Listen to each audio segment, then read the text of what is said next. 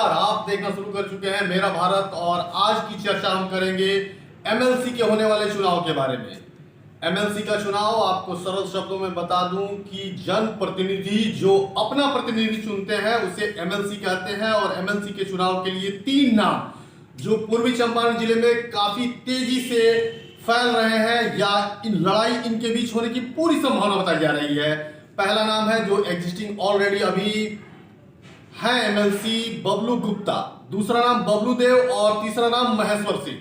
ताजा घटना में यह उहापोह की स्थिति बनी हुई थी कि आखिर बबलू देव को राजद अपना समर्थन देती है या महेश्वर सिंह को, लेकिन अब स्थिति लगभग स्पष्ट होती हुई दिख रही है और वहां पर बबलू देव लग रहा है कि प्रत्याशी होंगे राजद से। दूसरी तरफ महेश्वर सिंह के लिए जो कैंपेनिंग उनके पुत्र तरुण विजय कर रहे थे, डॉक्टर तरुण विजय, हो सकता है ऐसी संभावना बताई जा रही है। विश्वस्त सूत्रों से पता चल रहा है कि तरुण विजय तीसरा मोर्चा संभाल सकते हैं। तो यहां भाजपा, राजद और एक थर्ड फ्रंट की भी बात हो रही है। तो अब हम ये समझने की कोशिश करते हैं कि आखिर वो कौन कौन से कारक हैं जो इन तीनों प्रत्याशियों के ऊपर प्रभावी होंगे और चुनाव में उन्हें जीत की दहलीज तक पहुंचाएंगे। सबसे पहले बात करते हैं बबलू गुप्ता की। बबलू गुप्ता पहले से एमएलसी हैं और भाजपा में उनका कद काफी मजबूत है। साथ ही साथ एक जो समस्या उनके लिए आ सकती है वो है कि भारतीय जनता पार्टी दो फाक में पिछले चुनाव में, मतलब जिला परिषद का जो चुनाव हुआ था उसमें दो फाक में दिखी थी।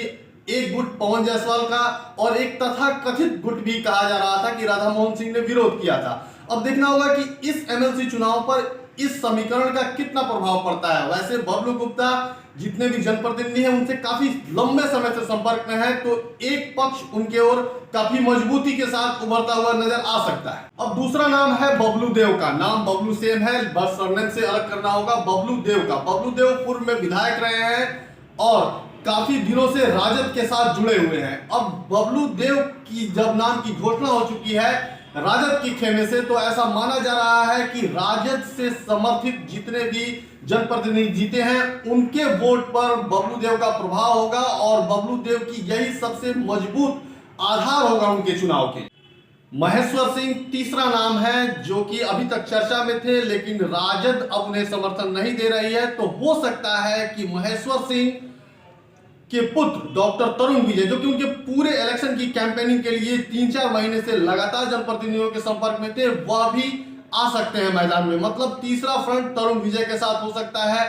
जातीय समीकरण भी इसमें निश्चित रूप से निर्णायक भूमिका निभा सकते हैं, लेकिन अब यह देखना होगा कि इन तीनों में तरुण विजय या महेश्वर सिंह एक अगर कैंडिडेट होते हैं, दूसरे कैंडिडेट ऑलरेडी डिसाइड हो चुके हैं बबलू देव और बबलू गुप्ता। इन तीनों का जो म्यूचुअल जो आएगा वह समझना होगा कि आखिर जनप्रतिनिधि अपना प्रतिनिधि इन तीनों में से किसे चुनते हैं। धन बल भी काफी हावी रहेगा, लेकिन अब समय अधिक नहीं है। बहुत जल्द जो परिस्थितियां बदल रही हैं, लगातार जनप्रतिनिधियों से लोग मुलाकात कर रहे हैं और ओपन सभाएं कर रहे हैं, अब उसका असर दिखने लगा है और जल्द ही इसके परिणाम भी दिखेंगे।